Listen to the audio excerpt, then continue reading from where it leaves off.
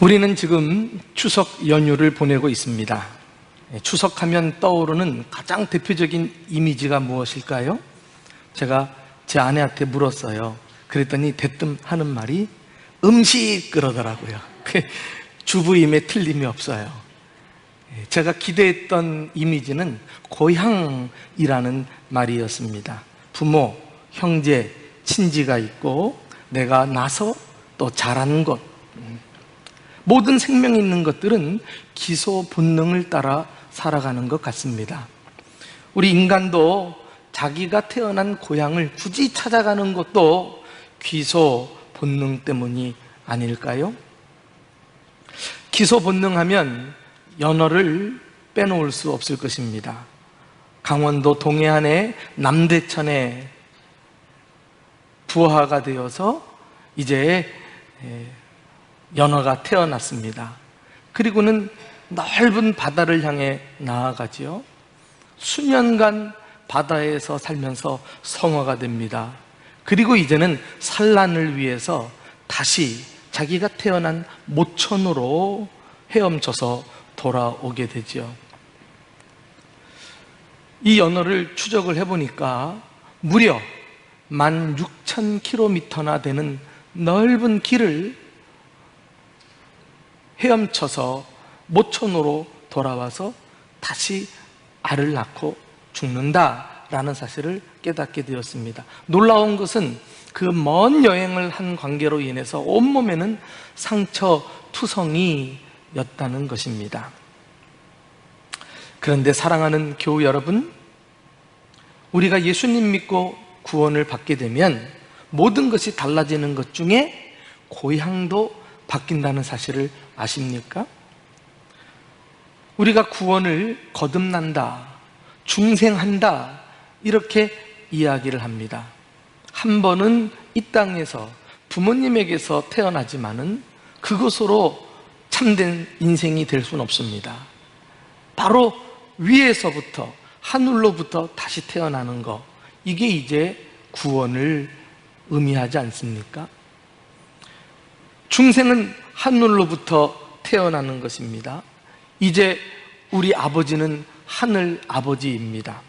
나의 가족은 함께 구원받은 이렇게 같이 예배드리는 성도들이십니다. 나의 고향은 이제 이 땅이 아니라 하늘 집인 것입니다. 우리 예수님께서도 요한복음 14장 1절 이하에 너희는 마음에 근심하지 말라. 하나님을 믿으니 또 나를 믿으라. 내 아버지 집에 거할 곳이 많도다. 이 땅의 집이 아니라 우리에게는 하늘 아버지의 집이 있음을 분명히 언급하셨습니다. 여러분이 예수님을 제대로 믿는다면 고향이 땅에서 하늘로 바뀌는 체험이 있어야 합니다. 이제는 하늘의 고향을 사모하면서 이 땅에서는 어떻게 살아갑니까? 나그네로 살아가는 것입니다. 이것을 우리는 나그네 영성이다 이렇게 이야기를 합니다. 나그네 영성을 갖고 사는 사람은 오늘 본문에 의하면은 몇 가지 특징이 있습니다. 그 첫째가 자신을 나그네라고 소개합니다. 자, 우리 한번 13절 말씀을 함께 읽어보실까요? 자, 시작. 이 사람들은 다 믿음을 따라 죽었으며 약속을 받지 못하였으되 그것들을 멀리서 보고 환영하며 또 땅에서는 외국인과 나그네임을 증언하였다 그랬어요. 이 사람들이란 믿음의 조상들, 예컨대 아브라함과 이삭과 야곱, 그 이후에 믿음으로 살다가 간 모든 사람들을 의미할 것입니다. 이들의 공통점은 한결같이 사람들에게 자신을 소개할 때 나그네라는 말을 사용했다는 것입니다. 아브라함은 헷 족속과 함께 살면서 헷 사람에게 자신을 소개할 때 나는 이곳에 우거하는 나그네입니다. 나그네라고 이야기했습니다. 야곱은 나이를 묻는 당시 애굽의 바로 왕에게 내 나그네 길에 내 삶의 나이는 130년입니다. 자신이 지금까지 살아온 수많은 세월을 나그네 길이라고 소개합니다. 그리고 뭐라 그래요? 이 나그네 삶이 험악한 세월을 보냈습니다. 이 한마디로 말해서 얼마나 그가 힘겨운 나날을 보내왔는가 우리가 알 수 있습니다.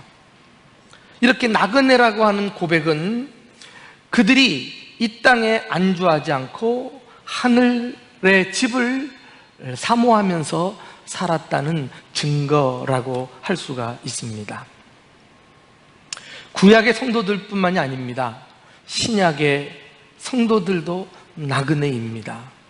베드로 사도는 당시 초대교회 성도들에게 이와 같이 말했습니다. 베드로전서 2장 11절에 사랑하는 자들아 거류민과 나그네 같은 너희에게 권하노라.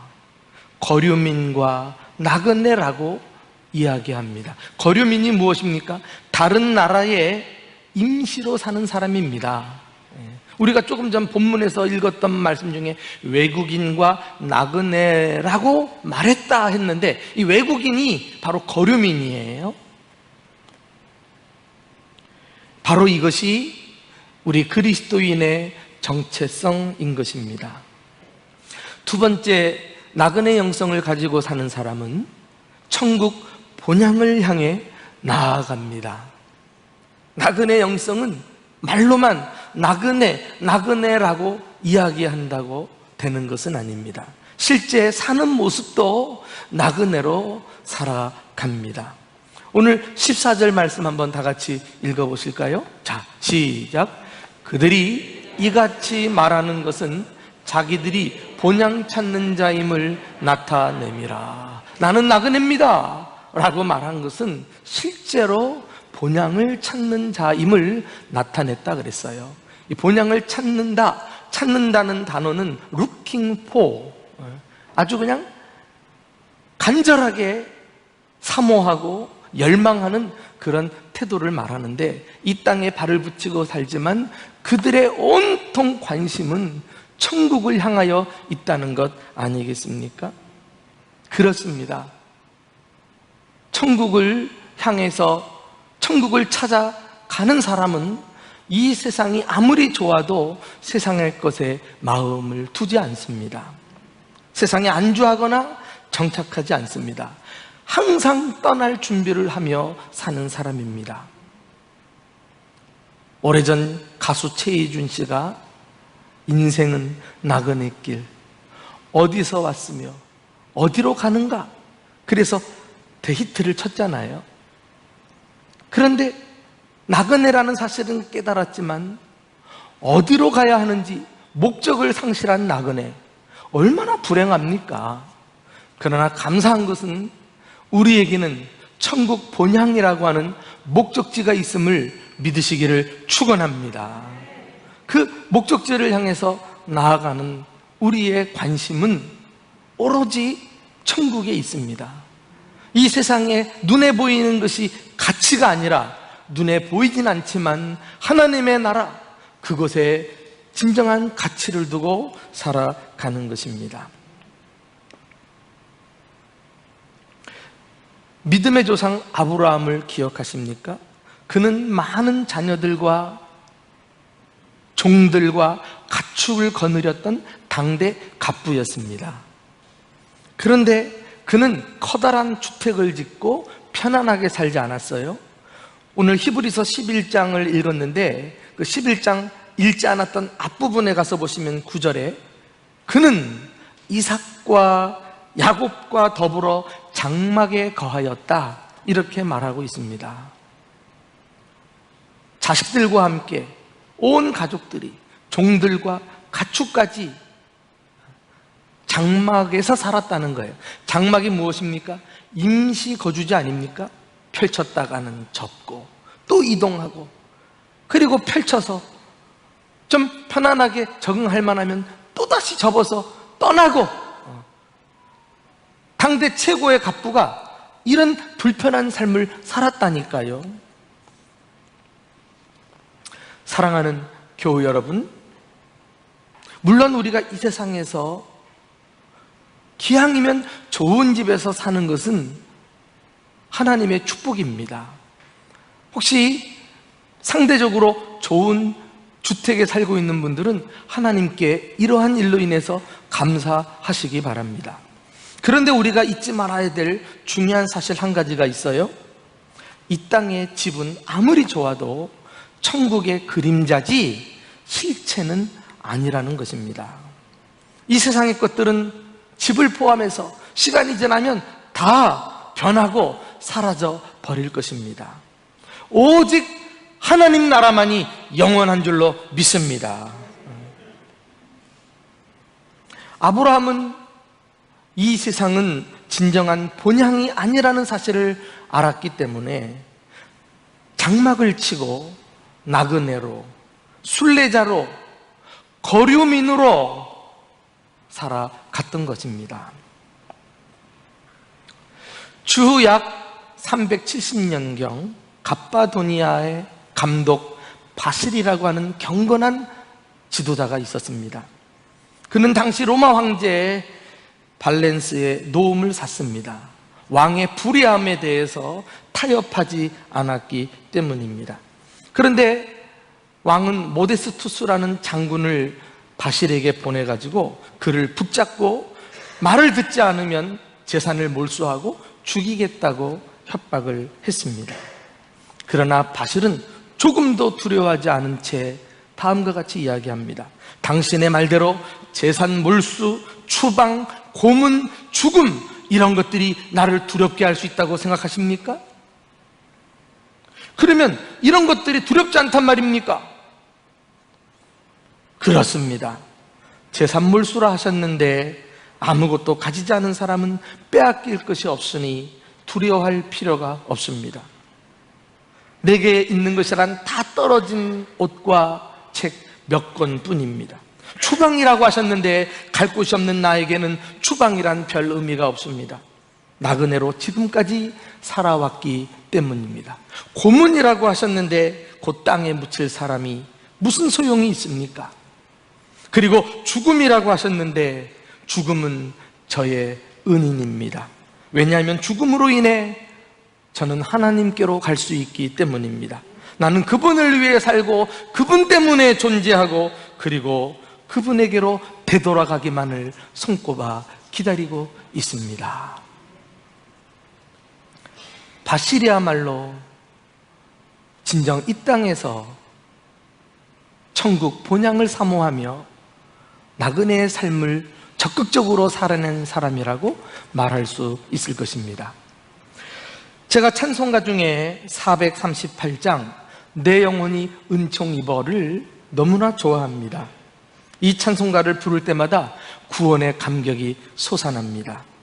구원받은 사람은 어디서 살든지 하늘나라를 사모하고 또 찬송하며 살아야 하기 때문입니다. 특히 3절 높은 산이 거친 들이 빈들이나 초막이나 궁궐일지라도 주 예수 모신 곳 어디나 하늘나라.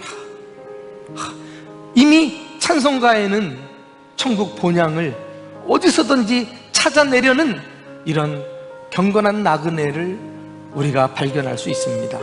우리에게 이 땅에서 방황하지 않고 삶의 분명한 목적지와 또 천국을 허락하신 하나님께 감사와 영광의 박수를 올려드릴까요? 할렐루야!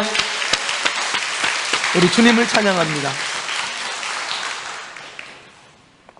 나그네 영성을 가지고 사는 사람의 또 한 가지 특징은 세상으로 결코 되돌아가지 않는다는 것입니다. 나그네 영성의 마지막 시금석은 아마도 천국 순례의 길을 포기하지 않는 것, 이것이 아닐까요? 오늘 본문 15절 또 16절 상반절까지를 함께 읽고 확인을 해보겠습니다. 시작. 그들이 나온 바 본향을 생각하였더라면 돌아갈 기회가 있었으려니와 그들이 이제는 더 나은 본향을 사모하니 곧 하늘에 있는 것이라.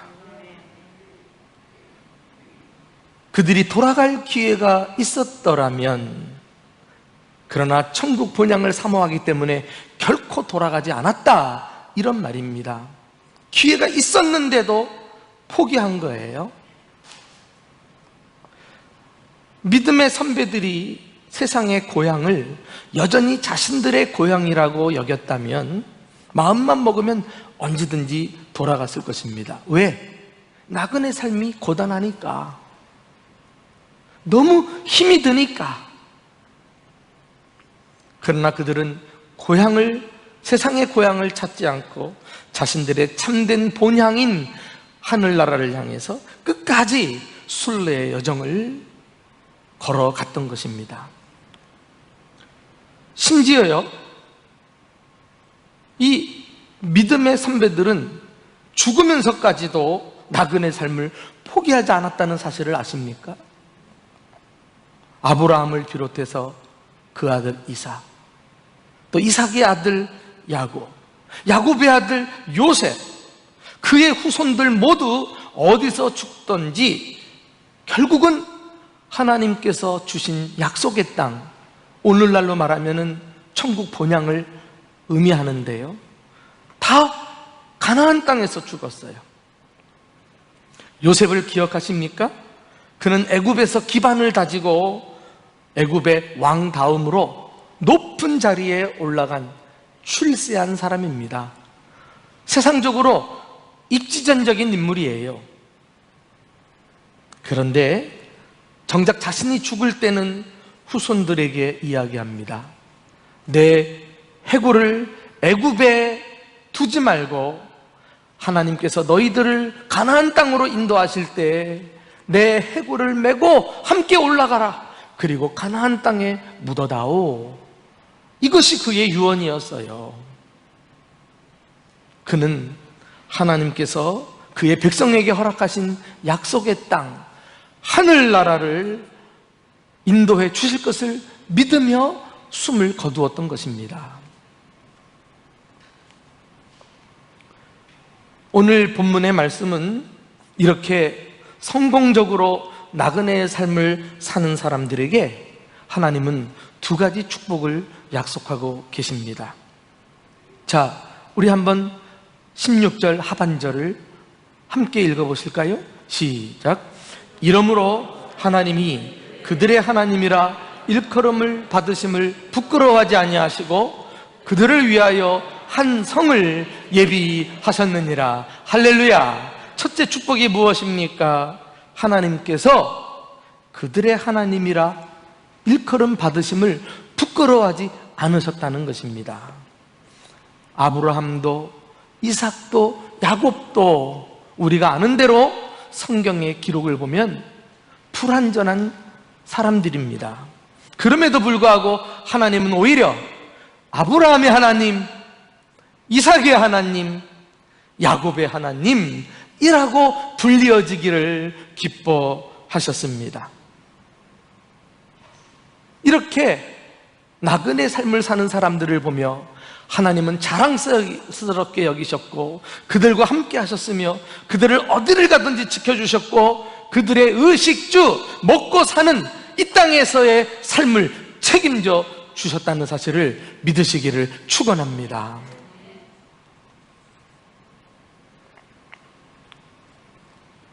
또 한 가지 축복은 하나님이 그들을 위해서 한 성을 예비해 놓으신 것입니다.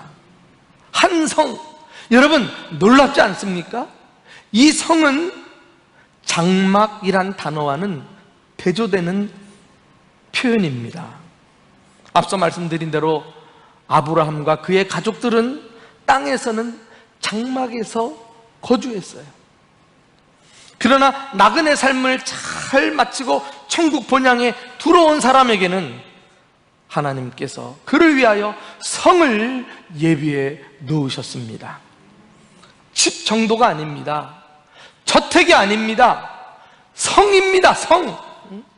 영어 성경에는 이 성을 더 시티, 도시 하나를 우리를 위해 예비해 놓으셨다는 것 아닙니까? 이제는 알 것 같습니다. 우리 예수님께서 내 아버지 집에는 거할 곳이 많도다. 아니, 천국이 얼마나 크기에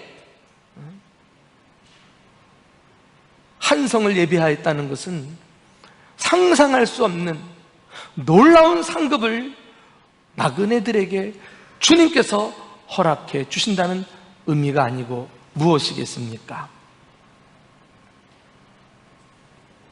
저는 끝으로 과거 믿음의 선배들이 고난 가운데서도 믿음을 부여잡고 하나님께 올려드렸던 찬송 함께 부르고 싶습니다. 찬송가 491장인데요 저 높은 곳을 향하여.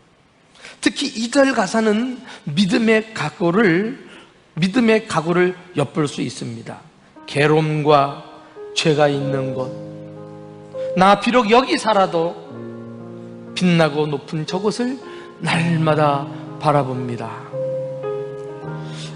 이 찬송을 부르면서 과거 이 땅에 우리나라의 믿음의 선배들은 일제 치하 속에서도 6.25 전쟁 가운데서도 일본 순사와 저 북한의 공산당들이 칼을 들이대고 총뿌리를 겨누면서 협박을 해서 그들은 조금 더 개의치 않고 믿음을 지켜냈던 것입니다. 그 이후에 보릿고기를 넘어가는 가난과 그리고 민족의 그 수많은 역경을 그들은 이 찬송가와 함께 나그네 삶을 살아가면서 불러냈습니다. 오늘 우리도 이 찬송가를 부르며 우리 신앙의 선배들이 그러했듯이 오늘 끝까지 나그네 삶을 걸어가기로 다짐하는 시간이 되었으면 좋겠습니다. 사랑하는 교회 여러분, 저는 설교 서두에 연어에 대해서 말씀을 드렸습니다. 그 미물에 속한 작은 생명체가 먼 여행 끝에 온몸에 상처투성이란 사실을 말이죠. 오늘 우리는 지금까지 나그네의 삶을 살아오면서 주님을 위해서 얼마나 상처를 입으셨습니까? 예수를 위한 흔적이 있으십니까? 상처가 겁나고 주를 위해 고난받는 것이 두려울지라도 그래도 나그네 영성을 가지고 사셔야 합니다. 나그네 영성을 가진 사람은 사람들 앞에서 나는 나그네입니다 말할 줄 아는 사람입니다. 말만이 아니라 실제 이 땅에 어디에 있던지 천국 본향을 찾아서 나아가는 사람입니다. 그리고 그 과정이 힘들지라도 결코 포기하거나 뒤돌아가지 않고 기어코 천국에 도달하는 사람입니다. 성공적인 나그네 삶을 다 사셔서 주님 품에 안겨서 주님이 주시는 놀라운 상급을 받아 누리는 저와 여러분 될 수 있기를 예수님의 이름으로 축원합니다.